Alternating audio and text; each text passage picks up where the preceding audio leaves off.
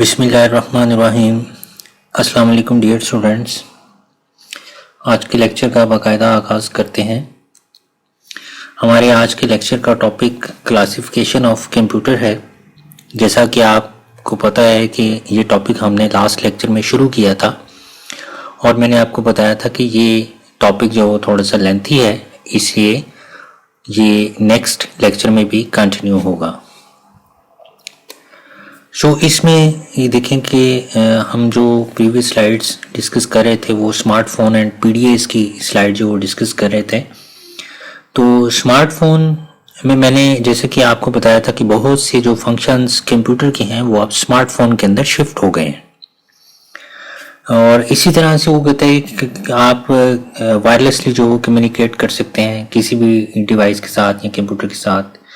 इसके अंदर built in cameras होते हैं और आप इमेजेस और वीडियोस को भी जो शेयर कर सकते हैं। आप लाइव वीडियो कॉल्स जो इसमें परफॉर्म कर सकते हैं। आप म्यूज़िक को ऑर्गेनाइज कर सकते हैं। आप म्यूज़िक सुन सकते हैं। वॉइस रिकॉर्डिंग आप इसके अंदर कर सकते हैं और जीपीएस की सर्विस आपको अवेलेबल होती है। जीपीएस से मुराद ये कि ग्लोबल पोजीशनिंग सर्विस, यानी आप इस वक्त किस लोकेशन पर खड़े हैं वो मैप के अंदर जो आपको डिफाइन कर देते कि आप इस वक्त इस पोजीशन पर खड़े हैं। और अगर आप उस मैप में कोई जो वो अपनी डेस्टिनेशन जो वो ऐड करना चाहते हैं कि आपने इस लोकेशन पर जाना है, तो वो मैप पे जो वो पूरा आपको ड्रा करके बता देता है, डायरेक्शंस आपको दे देता है कि यहाँ से आप अपने इस डेस्टिनेशन तक पहुँच सकते हैं। तो इसको ग्लोबल पोजीशनिंग सर्विस का नाम दिया जाता है। इसी तरह से वो कहते हैं कि computing power to run program like word processor, कि अब जो हमारे लेटेस्ट मोबाइल्स हैं इनमें आप लाइक जैसे जो हमारे प्रोग्राम्स हैं जिनमें हम जो ऑफिस लेवल पे वर्किंग करते हैं, जो जिनको वर्ड प्रोसेसिंग सॉफ्टवेयर का नाम दिया जाता है, तो वो भी जो इसके अंदर इंक्लूड कर दिए गए हैं। और हम जो वो फुल फंक्शनैलिटी तो नहीं, लेकिन काफ़ी हद तक हो गया है कि आप 40-50% जो वो आप अपनी वर्किंग आप इनके अंदर जो परफॉर्म कर सकते हैं। तो जो स्मार्टफोन या जो पीडीएस हैं, पीडीए से मुराद यही है पर्सनल डिजिटल असिस्टेंट। तो ये अगर आप इसके करैक्टरिस्टिक्स को देखें तो ये बेसिकली एक तरह से 40-50% जो कंप्यूटर की फंक्शनैलिटी थी वो स्मार्टफोन और पीडीएस ने जो ले ली है। फिर उसके बाद हमारे पास हैंडहेल्ड कंप्यूटर्स आ जाते हैं जिनके अंदर वो कहता है कि ये बहुत स्मॉल जो डिवाइसेस होती हैं, लाइट वेट होती हैं और इजीली हमारे हैंड में जो फिट आ जाती हैं। वायरलेसली जो वो ये कम्युनिकेट करती हैं और वो कहते हैं कि छोटा सा एक कीपैड भी जो इनके साथ जो वो अटैच होता है। टच स्क्रीन भी जो इनके साथ जो अवेलेबल होती है और वो कहते हैं कि ज़्यादातर जो हम डेस्कटॉप कंप्यूटर के अंदर जो हम ज़्यादातर फंक्शंस परफॉर्म करते हैं, अब सारे के सारे वो फंक्शन तो नहीं जो इसके अंदर परफॉर्म होते हैं, जो नोटबुक में हम परफॉर्म कर सकते हैं वो सारे फंक्शन इनके अंदर परफॉर्म नहीं हो सकते। लेकिन जैसे कि मैंने आपको पिछली स्लाइड में बताया कि 40-50% जो फंक्शनैलिटी है वो आप इनके अंदर भी परफॉर्म कर सकते हैं।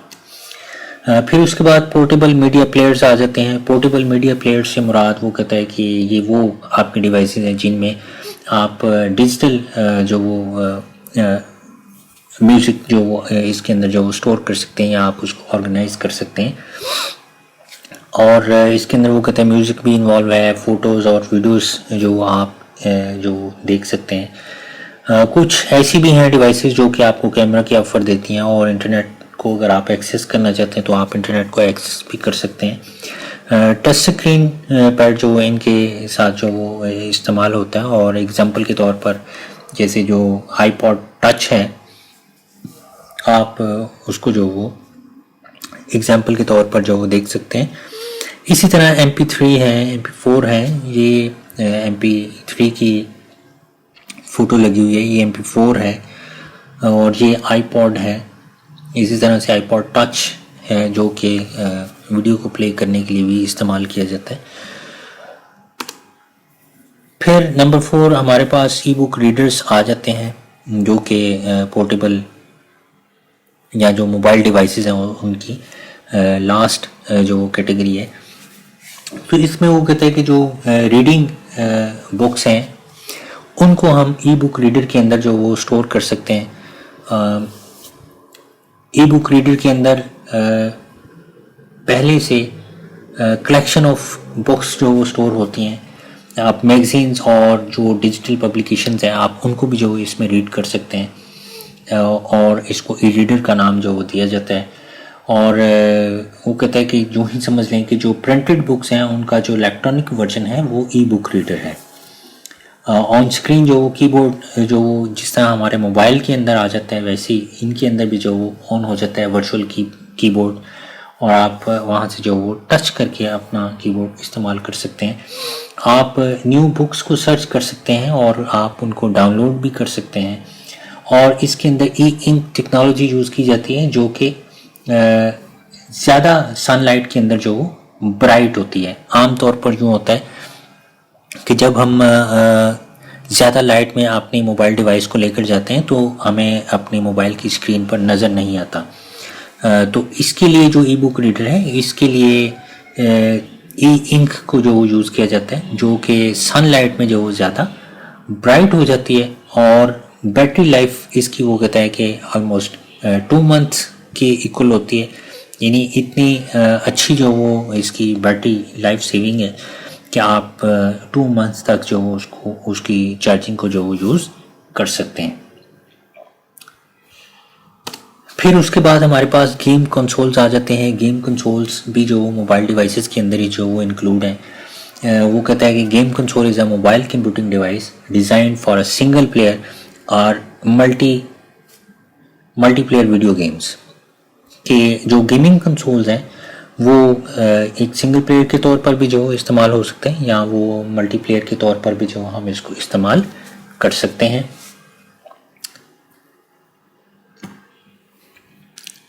उसके बाद ये जितनी भी कैटेगरीज थी ये बेसिकली पर्सनल कंप्यूटर की कैटेगरीज थी जो हमने पढ़ ली हैं। माइक्रो कंप्यूटर या पर्सनल कंप्यूटर की कैटेगरीज थी। अब हमारे पास जो कंप्यूटर्स आ गए वो हैं मिनी कंप्यूटर्स। यानी ये जो पर्सनल कंप्यूटर्स थी ये वो कंप्यूटर्स थे जो कि जिनकी अपनी इनपुट डिवाइसेस थी, अपनी प्रोसेसिंग डिवाइसेस थी, अपनी आउटपुट डिवाइसेस थी और अपनी स्टोरेज डिवाइसेस थी। और फिर साइज के लिहाज से और प्रोसेसिंग पावर के लिहाज से इनके अंदर फर्दर जो वो कुछ कैटेगरीज जो वो हमने पढ़ी, लाइक जैसे डेस्कटॉप कंप्यूटर है, लैपटॉप कंप्यूटर है और जो मोबाइल कंप्यूटर्स हैं, हमने ये कैटेगरीज जो वो पर्सनल कंप्यूटर की पढ़ी हैं। तो आगे हमारे पास अब मिनी कंप्यूटर आ जाता है। तो वो कहता है कि mini computer typically large, more powerful and more expensive than desktop computer. यानी ये डेस्कटॉप कंप्यूटर से ज़्यादा बड़ा और ज़्यादा पावरफुल और ज़्यादा एक्सपेंसिव कंप्यूटर है। आप मिनी से ये ना अंदाज़ा करें कि ये छोटा कंप्यूटर है। भाई जो पिछली जो मैंने आपको जो पहली कैटेगरी पढ़ाई पर्सनल कंप्यूटर की उसमें स्लैश माइक्रो कंप्यूटर भी लिखा हुआ था, और माइक्रो का मतलब है बहुत ज़्यादा छोटा जो कंप्यूटर है, जबकि मिनी से भी छोटा जो वर्ड है वो माइक्रो वर्ड जो वो यूज़ किया जाते हैं। तो जो पर्सनल कंप्यूटर थे वो बेसिकली माइक्रो कंप्यूटर्स थे, और अब हमारे पास क्या आ गए हैं, ये मिनी कंप्यूटर्स आ गए। यानी जो माइक्रो कंप्यूटर से बड़े थे कंप्यूटर्स, या जो पर्सनल कंप्यूटर या जो डेस्कटॉप कंप्यूटर से बड़े कंप्यूटर्स थे उनको मिनी कंप्यूटर कहा जाता है। और ये साइज में बड़े थे, पावरफुल ज़्यादा थे और ज़्यादा एक्सपेंसिव थे। और वो कहते हैं कि ये डेस्कटॉप कंप्यूटर की निस्बत ज़्यादा रिलायबल थे। अक्सर इनको मिड रेंज सर्वर्स का नाम दिया जाता है। मिड रेंज सर्वर से मुराद ये है कि जो मीडियम रेंज सर्वर्स का रोल ये प्ले कर सकते थे जो मिनी कंप्यूटर थे। यानी ये जो कंप्यूटर थे मिनी कंप्यूटर, ये किसी एक पर्सन के लिए नहीं बनाए गए थे बल्कि एक से ज़्यादा लोगों के लिए बनाए गए थे। कि एक वक्त में 8 या 10 लोग या 15, 20 या 50 या 100 या 200 या 500 या 1000 इतने लोग जो कैपेसिटी के लिहाज से, इसकी प्रोसेसिंग पावर के लिहाज से इसको इस्तेमाल कर सकते थे। इससे इसको मिड रेंज सर्वर का नाम दिया गया था। यानी ये अपनी सर्विसेज दूसरे कंप्यूटर्स को देते थे। फिर वो कहते हैं 2 और मोर प्रोसेसर्स, इनके अंदर एक से ज्यादा प्रोसेसर्स लगे हुए होते थे। आप देखें, अगर मैं कहता हूँ कि एक मिनी कंप्यूटर है, इसके साथ मैंने 5 डेस्कटॉप कंप्यूटर्स लगाने हैं, यानी 5 ऐसे कंप्यूटर्स लगाने हैं जिनकी अपनी प्रोसेसिंग पावर नहीं है, ठीक है, यानी वो सिर्फ और सिर्फ एक टर्मिनल का रोल जो वो प्ले करेंगे और प्रोसेसिंग जो वो मिनी कंप्यूटर करेगा। तो अब वो मिनी कंप्यूटर के साथ जब हमने 5 कंप्यूटर्स लगा दिए, तो पांचों कंप्यूटर्स ने जब at a time mini computer के पास रिक्वेस्ट भेजनी है, तो उसमें एक प्रोसेसर होगा तो वो तो फिर जो वो बहुत स्लो हो जाएगा।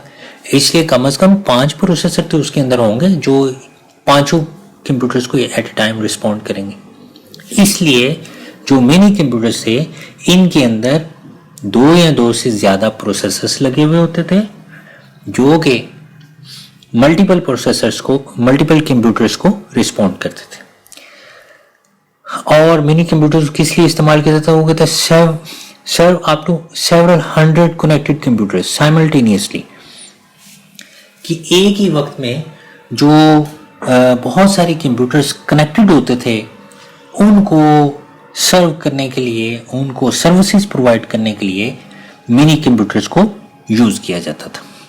अब जैसे इस डायग्राम को अगर आप देखें तो इस मिनी कंप्यूटर के साथ 5 टर्मिनल्स लगे हुए हैं, तो पांचों की अपनी प्रोसेसिंग पावर नहीं है। इन्होंने सिर्फ ये जो आपको टर्मिनल्स नजर आ रहे हैं, टर्मिनल बेसिकली उसको कहते हैं जिसकी अपनी प्रोसेसिंग पावर नहीं होती, और वो सिर्फ और सिर्फ इनपुट या आउटपुट के लिए इस्तेमाल किया जाता है, जबकि प्रोसेसिंग इस मिनी कंप्यूटर के अंदर होनी है। इसी तरह ये एक मिनी कंप्यूटर है, इसके साथ भी ये 5 टर्मिनल्स लगे हुए हैं। ये एक मिनी कंप्यूटर है, इसके साथ भी ये जो ऑलमोस्ट 6 to 7 जो टर्मिनल्स लगे हुए हैं।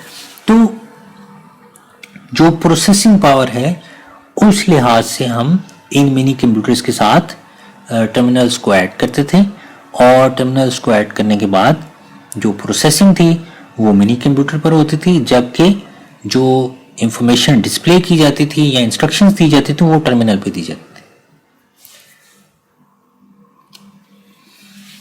अब इसका यूज कहां पर है? वो कहता है access mini computer through terminal और डंप टर्मिनल। जैसे कि मैंने आपको पहले भी बता दिया है कि जो मिनी कंप्यूटर था उसको हम टर्मिनल या डंप टर्मिनल के थ्रू एक्सेस करते थे। और टर्मिनल क्या होता है? जिसकी अपनी प्रोसेसिंग पावर नहीं होती उसको टर्मिनल का नाम दिया जाता है। फिर वो कहता है इसका यूज क्या है? वो कहते हैं small and medium size companies और डिपार्टमेंट्स। मिसाल के तौर पे जैसे एक कंप्यूटर लैब है, वहां पर 50 कंप्यूटर्स हैं, तो हम एक मिनी कंप्यूटर वहां पर रख लें जो कि कम से कम 50 टर्मिनल्स को रिस्पॉन्ड कर सके। तो एक कोने में ला के मिनी कंप्यूटर रख लिया जाएगा और जो टेबल्स हैं वहां पर 50 टर्मिनल्स रख लिए जाएंगे जो कि वायरलेसली जो उस मिनी कंप्यूटर के साथ कनेक्टेड होंगे। तो प्रोसेसिंग जितनी भी है वो सारी की सारी मिनी कंप्यूटर में परफॉर्म होनी है, जो स्टोरेज है वो भी वहीं पर परफॉर्म होनी है। सिर्फ जो डेटा एंट्री के लिए या जो रिजल्ट्स देखने के लिए वो हम टर्मिनल को यूज करेंगे। तो इस तरह से जो मिनी कंप्यूटर्स थे उनको हम इस्तेमाल करते थे। फिर उसके बाद हमारे पास नेक्स्ट स्लाइड में सर्वर कंप्यूटर्स आ जाते हैं। सर्वर कंप्यूटर्स का वो कहता है कि ये वो कंप्यूटर्स थे जो कि एक से ज्यादा जो कंप्यूटर्स थे उनको सर्विसेज प्रोवाइड करने के लिए इस्तेमाल किया जाता था। The server controls access to the hardware, software and other resources on the network.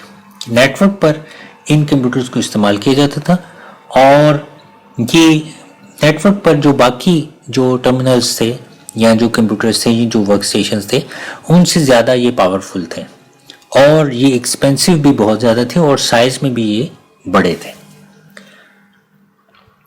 तो बेसिकली जो सर्वर कंप्यूटर्स थे ये, इनको हम जो नेक्स्ट स्लाइड हम पढ़ने के लिए जा रहे हैं जिसको हम मेन फ्रेम कंप्यूटर्स कहते हैं, तो वो उस कैटेगरी में जो है मैं आपको ये बता रहा हूँ कि ये ज़्यादा जो बड़े कंप्यूटर्स थे।